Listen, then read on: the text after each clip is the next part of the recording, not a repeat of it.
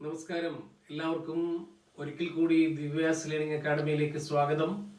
ICC 10ാം ക്ലാസ്സിന്റെ പരീക്ഷ വളരെ അടുത്തെത്തിക്കഴിഞ്ഞു. നിങ്ങളെല്ലാവരും വളരെ തിരക്ക് പിടിച്ച പരിശീലനത്തിലാണെന്ന് എനിക്കറിയാം. അപ്പോൾ നിങ്ങളെ സഹായിക്കുക എന്നുള്ളത് മാത്രമാണ് ദിവ്യാസ് ലേണിംഗ് അക്കാഡമിയുടെ പുതിയ ലക്ഷ്യം. പരീക്ഷയ്ക്ക് ആവശ്യമായ എല്ലാ കാര്യങ്ങളും നിങ്ങൾക്ക് വേണ്ട വിധത്തിൽ വേണ്ട പോലെ പരീക്ഷയ്ക്ക് മുൻപ് പരീക്ഷ ടിപ്സുകളുമൊക്കെ ദിവ്യാസ് ലേണിംഗ് അക്കാഡമി നിങ്ങൾക്കായി ഒരുക്കിയിട്ടുണ്ട്. അതിന്റെ ഭാഗമായിട്ട് പുതിയ ഒരു അധ്യായത്തിന്റെ ഒരു സമ്മറിയാണ് നിങ്ങൾക്ക് ഇന്ന് ഞങ്ങൾ തരുന്നത്. ആ അധ്യായം നിങ്ങൾക്കെല്ലാം സുപരിചിതമായ ഉറുപ്പാന്റെ കിണർ എന്ന അധ്യായമാണ്. 1898 ഏറ്റുമാനൂരിൽ ജനിച്ച എഴുത്തുകാരനാണ് കാരൂർ നീലകണ്ഠപിള്ള. മലയാള ചെറുകഥാ സാഹിത്യത്തിലെ ഒരിക്കലും മറക്കാൻ പറ്റാത്ത കഥകൾ കൊണ്ട് സാഹിത്യത്തെ സമ്പന്നമാക്കിയ ഒരു എഴുത്തുകാരൻ കൂടിയാണ് കാരൂര്. കാരൂരിന്റെ കഥകളിൽ നമ്മൾ ഓർത്തു വയ്ക്കുന്ന കഥകൾ എന്ന് പറയുന്നത് പൂമ്പഴം എന്ന കഥ നമുക്ക് ഒരിക്കലും മറക്കാൻ പറ്റാത്ത കഥയാണ്. അതുപോലെ അദ്ദേഹത്തിന്റെ മറ്റൊരു പ്രധാനപ്പെട്ട കഥയാണ് പൊതിച്ചോറ്. ഈ രണ്ട് കഥകൾ കൊണ്ട് തന്നെ അദ്ദേഹം കഥാലോകത്ത് ചിരപ്രതിഷ്ഠനായ ഒരു എഴുത്തുകാരനാണ്. 1975 മരിക്കുന്നതിന് മുൻപ് മലയാള കഥാ സാഹിത്യ ലോകത്ത് നൂറുകണക്കിന് അല്ലെങ്കിൽ ആയിരക്കണക്കിന് എഴുത്തുകാരുടെ ഇടയിൽ കാരൂരിന്റെ ശബ്ദം വേറിട്ട് നിൽക്കുന്നത് നമുക്ക് കാണാൻ പറ്റും. നിങ്ങൾ മറന്നുപോകരുത്, അദ്ദേഹം ഒരു അധ്യാപകനായിരുന്നു. ഏറ്റുമാനൂരിലാണ് ജനിച്ചത്. അതുപോലെ തന്നെ അദ്ദേഹം തന്റെ അധ്യാപക ജീവിത കാലയളവിൽ കിട്ടിയ ഗ്രാൻഡുകൾ കൊണ്ട് ജീവിച്ചു പോയ ഒരു തലമുറയുടെ ഭാഗം കൂടിയാണ്. ഗ്രാൻഡ് അധ്യാപകരുടെ ദയനീയതകൾ പലപ്പോഴും അദ്ദേഹത്തിന്റെ കഥയ്ക്ക് വിഷയമാകുന്നത് നമ്മൾ കണ്ടിട്ടുണ്ട്. കാരൂരിന്റെ കഥകൾ പലപ്പോഴും മനുഷ്യ ജീവിതത്തിന്റെ സങ്കടങ്ങളെ വരച്ചു കാട്ടാൻ അല്ലെങ്കിൽ അതിലൂടെ ജനശ്രദ്ധ നേടാൻ പറ്റുന്ന തരത്തിലുള്ള രചനകളാണ് കാരൂർ നടത്തിയിട്ടുള്ളത്. അതിലെടുത്ത് പറയേണ്ട ഒരു കഥയാണ് നമ്മൾ ഇന്ന് പഠിക്കുന്ന ഉതുപ്പാന്റെ കിണർ എന്ന് പറയുന്ന കഥ. ഉതുപ്പാൻ ശരിക്കും ഒരു അനാഥനായ മനുഷ്യനാണ്. അദ്ദേഹത്തിന് അച്ഛനോ അമ്മയോ ബന്ധുക്കളോ ആരുമില്ല.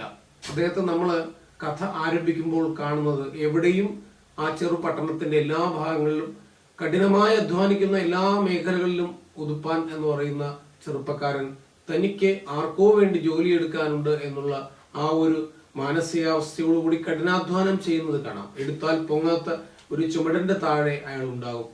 വലിച്ചു കൊണ്ടുപോകാൻ പറ്റാത്ത ഒരു കൈവണ്ടിയുടെ അറ്റത്തും അദ്ദേഹത്തെ നമുക്ക് കാണാം. അങ്ങനെ ആ നഗരത്തിൽ എല്ലാ കഷ്ടതകളും നിറഞ്ഞ് ജോലി ചെയ്ത് അദ്ദേഹം തൻ്റെ ചെറിയ ജീവിതം വളരെ ബുദ്ധിമുട്ടി മുന്നോട്ട് കൊണ്ടുപോകുന്നത് ഈ കഥ പുരോഗമിക്കുമ്പോൾ നമുക്ക് കാണാൻ പറ്റും. പക്ഷെ അദ്ദേഹം പലപ്പോഴും അദ്ദേഹത്തിന്റെ വയറിനോട് അല്ലെങ്കിൽ വയറിന്റെ ആവലാതികളോട് വേണ്ടത്ര പരിഗണന കൊടുത്തിരുന്നതായി കഥ പറയുന്നില്ല. എന്നാൽ മറ്റ് പാവങ്ങളായ മറ്റു പലരുടെയും സങ്കടങ്ങൾ കാണുമ്പോൾ ഉതുപ്പാന്റെ മനസ്സ് അലിയുകയും അദ്ദേഹം അവർക്ക് വേണ്ടി കഷ്ടപ്പെടുകയും ചെയ്യുന്നത്, അവരെ സഹായിക്കാൻ വേണ്ടി കഷ്ടപ്പെടുകയും ചെയ്യുന്നത് കാണാമായിരുന്നു. എന്നാൽ അദ്ദേഹത്തിന് അവരെ സഹായിക്കാനുള്ള ശേഷി ഉണ്ടായിരുന്നില്ല.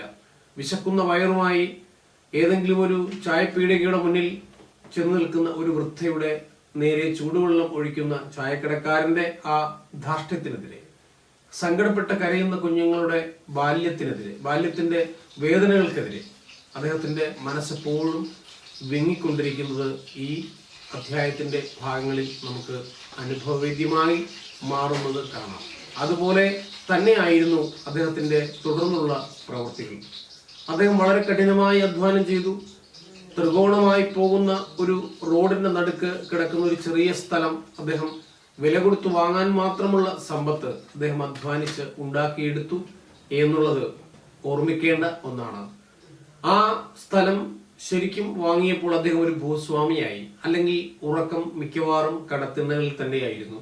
ആളുകൾ പലരും കരുതി ഉതുപ്പാൻ അവിടെ ഒരു വീട് വെച്ച് താമസിക്കുമെന്ന്. ഭക്തനായിരുന്ന ഉതുപ്പാൻ പലപ്പോഴും പള്ളികളിൽ പോയി സുവിശേഷ പ്രസംഗം കേൾക്കുകയും പിന്നീട് അദ്ദേഹം അത് മറ്റുള്ള ആളുകൾക്ക് ഒരു സുവിശേഷകനെ പോലെ നിന്ന് പറഞ്ഞു കൊടുക്കുകയും യേശുവിന്റെ വചനങ്ങളുടെ ഒരു പ്രവാചകനായി മാറാൻ ശ്രമിക്കുകയും ഒക്കെ ചെയ്യുന്നത് നമുക്ക് കഥയുടെ ആദ്യ ഘട്ടത്തിൽ കാണാൻ കഴിയുമെന്ന് ഓർമ്മിപ്പിക്കട്ടെ. അതിനുശേഷമാണ് അദ്ദേഹം ഈ സ്ഥലം വാങ്ങുന്നതും സ്ഥലം വാങ്ങിയ അദ്ദേഹത്തിന്റെ ഒരു ആഗ്രഹം പോലെ അദ്ദേഹം അവിടെ ഒരു കിണർ കുഴിക്കാൻ ആരംഭിച്ചു. ഓരോ ദിവസവും കിണർ കുഴിക്കുന്തോറും അദ്ദേഹത്തിന് ആവേശം ഉണ്ടായിക്കൊണ്ടിരുന്നു. പൊതുജനങ്ങൾക്ക് ഉപകാരപ്രദമായ ഒരു കിണറായിരുന്നു സ്വന്തം സ്ഥലത്ത് അദ്ദേഹം ആഗ്രഹിച്ചത്. അങ്ങനെ വളരെ ദിവസങ്ങളോളം ഒറ്റയ്ക്ക് അത്യധ്വാനം ചെയ്തപ്പോൾ പലരും അദ്ദേഹത്തെ പുച്ഛിച്ചു, പരിഹസിച്ചു. ആ കിണറ് പിൽക്കാലത്ത് അയാൾക്ക് തന്നെ ചാടിച്ചാകാനുള്ള ഒരു കുഴിയാണ് എന്ന് വരെ ഒരു വൃദ്ധ അദ്ദേഹത്തെ പരിഹസിച്ചു. കിണറിൽ വെള്ളം കണ്ട് തുടങ്ങിയത് ഉതുപ്പാനെ മാത്രമാണ് സന്തോഷിപ്പിച്ചത്. പിന്നെ ആ ജലഗണികകളിലേക്ക് കല്ലെറിഞ്ഞ് രസിക്കാൻ വന്ന കുട്ടികളെയും. എന്നാൽ വെള്ളം ഇങ്ങനെ ഉയർന്നു വരുന്നതോടുകൂടി അത് പലർക്കും ഉപകാരപ്പെട്ടു എന്നതാണ് യാഥാർത്ഥ്യം. അദ്ദേഹത്തിന് രണ്ടു വശത്തു നിന്നും ആ കിണറിലേക്ക് പാലം കെട്ടണം എന്നുണ്ടായിരുന്നു. തനിച്ച് അധ്വാനിച്ച് ഉണ്ടാക്കിയ ആ കിണർ മറ്റുള്ളവർക്ക് ഉപകാരപ്പെടാൻ വേണ്ടി അദ്ദേഹം അവിടെ കോൺക്രീറ്റ് തൊട്ടി സ്ഥാപിക്കണം. അത് സാധാരണക്കാരായ കാലികൾക്കും വെള്ളം കുടിക്കാൻ ഉപകരിക്കുമെന്ന് ഉതുപ്പാൻ മനസ്സിൽ വിചാരിച്ചു. പക്ഷെ പലപ്പോഴും അതിന് അദ്ദേഹത്തിന് വളരെ വൈകിയാണ് സാധിച്ചത്.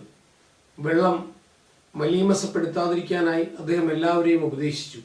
കുട്ടികളോട് അതിൽ കല്ലെടുത്ത് എറിഞ്ഞ് അത് മോശമാക്കരുത് എന്ന് അഭ്യർത്ഥിച്ചു. ഒപ്പം എല്ലാ ദിവസവും ആ കിണറിന്റെ ചുറ്റുഭാഗങ്ങൾ വൃത്തിയാക്കിയിടുന്നതിൽ ഉതുപ്പാൻ ആനന്ദം കണ്ടെത്തി. മറ്റുള്ളവർക്ക് ഉപകാരം ചെയ്യുന്ന ആ മനുഷ്യന്റെ ഹൃദയവിശാലത അത്യത്ഭുതകരമായ വിധത്തിൽ വളർന്നുകൊണ്ടേയിരുന്നു. ഒരുപാട് യാത്രക്കാർക്കും ഒരുപാട് മനുഷ്യർക്കും ഒരുപാട് പക്ഷി മൃഗാദികൾക്കും ഉതുപ്പാന്റെ കിണർ പ്രയോജനം ചെയ്തു എന്ന് പറയുന്നതിൽ യാതൊരു സംശയവും ഇല്ല. എന്നാൽ കാലം മാറി പട്ടണം പുരോഗമിച്ച് വരുന്നതോടുകൂടി ഉതുപ്പാന്റെ കിണറിന്റെ പ്രസക്തി കുറഞ്ഞു വന്നു. നാട്ടിലെല്ലാം ജലസ്രോതസ്സുകൾ പൈപ്പുകളിലൂടെ വെള്ളമായി എത്തിത്തുടങ്ങി. നഗര പരിഷ്കരണ വിഭാഗം മാലിന്യമായി തോന്നുന്ന ചെറിയ തോടുകളും കുളങ്ങളുമൊക്കെ മൂടണമെന്നും അത് പിൽക്കാലത്ത് കൊതുകുകൾക്ക് താവളമാകുമെന്നും ഒക്കെ മനസ്സിൽ വിചാരിച്ചുകൊണ്ട് അത് നികത്തണമെന്ന ഓർഡർ എല്ലായിടത്തും കൊടുത്തു. ഉതുപ്പാനാകട്ടെ ആ ഒരു കാര്യം ഒരിക്കലും ചിന്തിക്കാൻ പറ്റുന്ന ഒന്നായിരുന്നില്ല. അദ്ദേഹം ആ കിണറിനെ സ്വന്തം ജീവനേക്കാളേറെ, ആ പരോപകാരത്തെ സ്വന്തം വ്യക്തിത്വത്തെക്കാളേറെ ഇഷ്ടപ്പെടുകയും ബഹുമാനിക്കുകയും ഉൾക്കൊള്ളാൻ ജനങ്ങളെ പ്രേരിപ്പിക്കുകയും മനസ്സുകൊണ്ട് അതിൽ സന്തോഷിക്കുകയും ചെയ്ത ഒരു സാധാരണ മനുഷ്യനായിരുന്നു എന്നുള്ള കാര്യം നമുക്ക് എല്ലാവർക്കും അറിയാമല്ലോ. അതിനുശേഷം അദ്ദേഹം ആ കിണറ് മൂടാനായി ഓരോ ദിവസവും അദ്ദേഹത്തിന് അധികൃതർ നിർദ്ദേശം കൊടുക്കുമ്പോഴും വേദനയോടെ ആ കിണറിനെ നോക്കുകയും അതിനെ ഓമനിക്കുകയും അതിനെ ലാളിക്കുകയും ഒക്കെ ചെയ്തു. പല സന്ധ്യകളിലും അദ്ദേഹം പ്രതീക്ഷിക്കും നാളെയെങ്കിലും ഈ കിണർ നിലനിർത്താനുള്ള ഒരു ഉത്തരവ് ഉണ്ടായേക്കുമെന്ന്. ഒടുവിൽ ആ ദിവസം വന്നെത്തി. അതിന്റെ അടുത്ത ദിവസം ആ കിണർ മൂടും അല്ലെങ്കിൽ സ്വന്തമായി മൂടാൻ കഴിഞ്ഞില്ലെങ്കിൽ അധികൃതർ വന്ന് ആ കിണർ മൂടിക്കും എന്ന് കർശനമായ നിർദ്ദേശം കൊടുത്തു. ഉതുപ്പാന്റെ ഹൃദയം തകർന്നു. അദ്ദേഹത്തിന്റെ സ്വപ്നമായിരുന്നു അത്. സാധാരണക്കാരായ മനുഷ്യരുടെ സങ്കടങ്ങൾ കണ്ട് ആ വലിയ മനസ്സ് ഉണ്ടാക്കിയ ഒരു അമൃതധാരയായിരുന്നു ആ കിണറ്. അത് മൂടുക എന്നത് അയാൾക്ക് ചിന്തിക്കാവുന്നതിന് അപ്പുറമായിരുന്നു.